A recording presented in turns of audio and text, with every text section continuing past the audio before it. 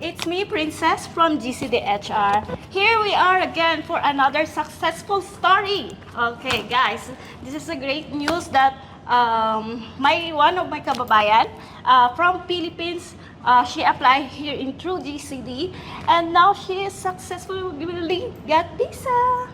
Okay, so now I'm with Miss Shikaina Estrada. Hi, ma'am. How are Hello you? po. Okay lang Kumusta po. Mabuti po.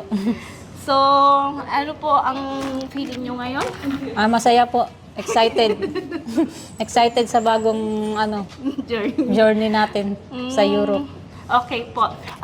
Guys, Miss Shikaina Estrada, she applied here as chef pastry. Right. Okay.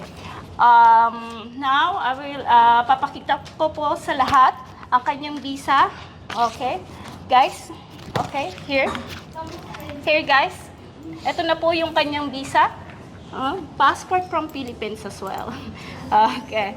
Okay, ma'am. Here, ma'am, your passport. Thank you.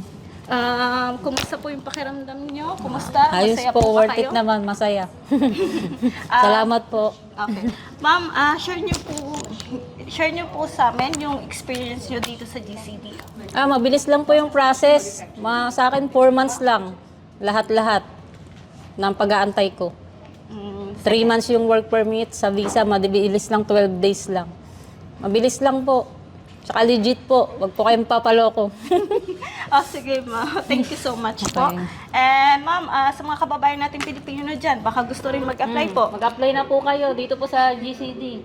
Ano po, legit po sila. Thank you so Yun lang much po. po. Salamat po. Thank you, ma'am. And behalf of GCD, masayang-masaya po kami na naging part kami ng iyong journey, next journey po. Okay po? Okay, Balik-baliktad thank na you. sinasabi ko. Okay lang yan. Sige po. Sige, guys. Okay po. Sa mga Pilipino pong kababayan ko dyan, marami po kami oportunidad sa inyo. Sa mga gusto pong mag-apply, sa mga kababayan na Pilipino na nandito sa Dubai, bigyan nyo lang po kami mensahe sa aming mga WhatsApp number or direct po kayo visit dito sa office namin. Sir.